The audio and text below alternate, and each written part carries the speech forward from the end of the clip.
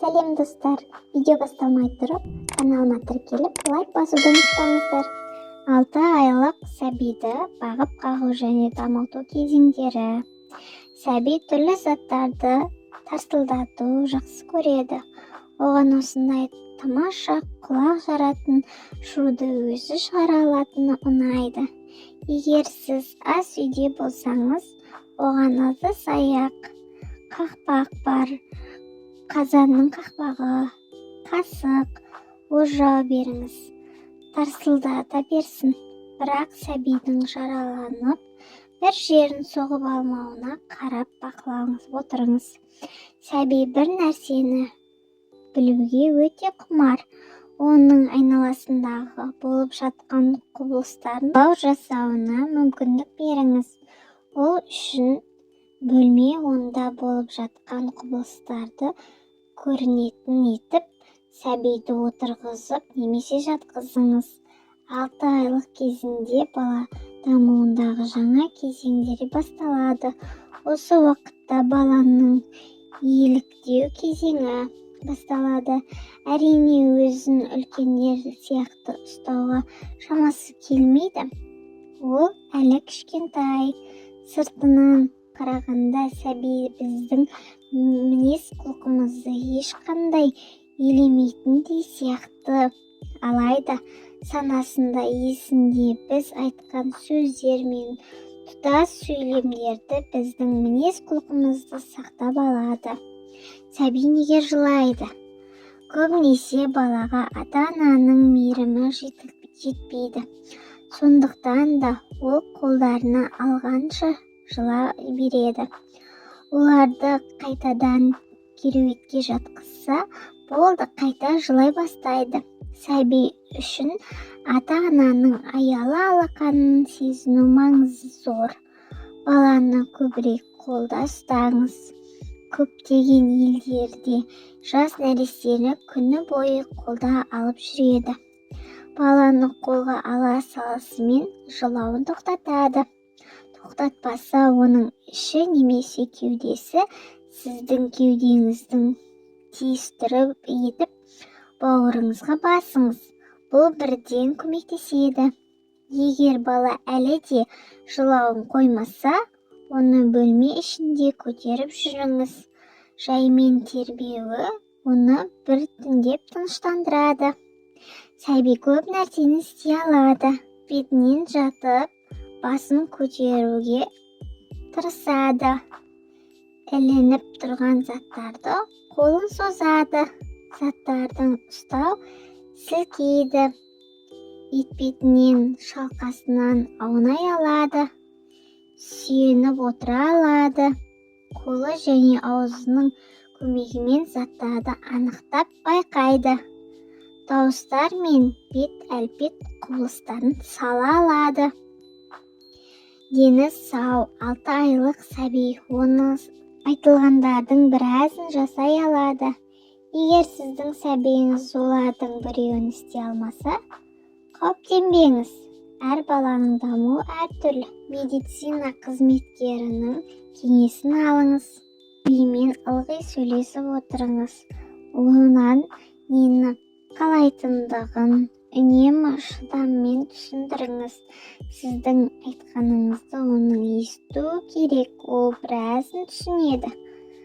Қосымша тамақ рецептері: көкөніс қосылған бауыр, 1,5 шай қасық күрішті қайнатып, бауырдан 25 грамм езбе әзірлеңіз. Бауырды ағын судың астында жуып, қабықшасын сыпырып алыңыз. Өт жолын алып тастап, ұсақтап тураңыз. Содан кейін жарты шай қасық сары майға аздап қуырыңыз.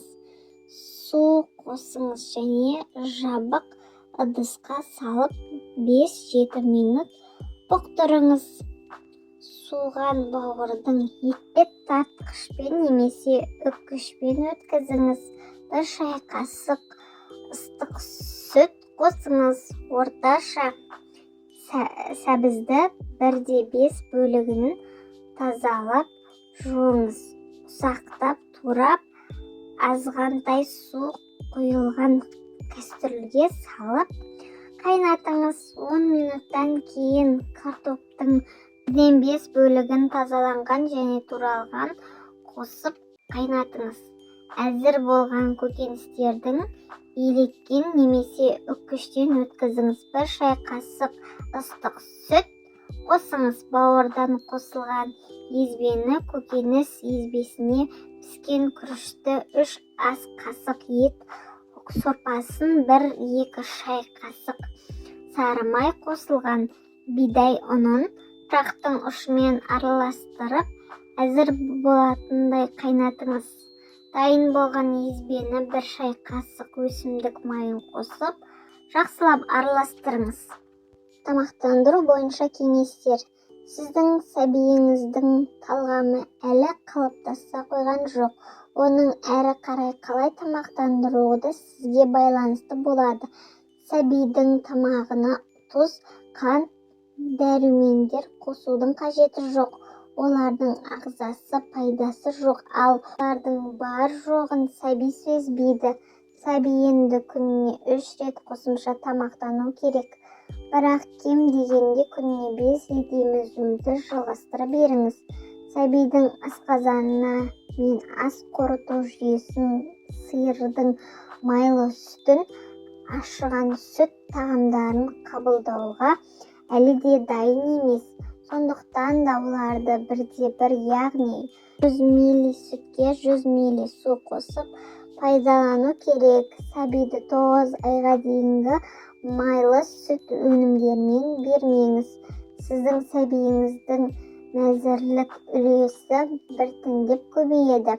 6-7 айлығында сәби 10 ас қасық 150 мл тамақ жеу керек, ал 8-10 айлығында 12 ас қасықтан 180 мл жеу керек. Сәбиге арналған тамақ мейлінше қою, қасық баяу бататындай болу керек. Бұл жастағы балаға көже немесе сұйықтық тағамдары жеткіліксіз. Сәбидің қолына тамақтың кішкентай бөліктерін ұстауға болады. Өзі жеп үйренсін, оған сіз көмектесіңіз. Сәбидің қызығушылығын көптеген әдістермен үйретуге болады. Суретті көрсетіп отырып, онда салынған заттарды атаңыз. Кітапты қарап өлең айтыңыз. Оқыған кезде баланың кітапқа деген қызығушылығы ояну үшін даусыңызды, бет-жүзіңізді құбылтыңыз. Балаға жиі бірақ аз оқыңыз. Ғылымның зерттеулерін балаларға ертегі оқу немесе айту оның ой-өрісін дамытады, жақсы әсер ететіні дәлелденген. Сіздермен болған мен Асия. Каналыма тіркеліп, лайк басуды ұмытпаңыздар. Сіздердің қолдауларыңыз мен үшін өте маңызды.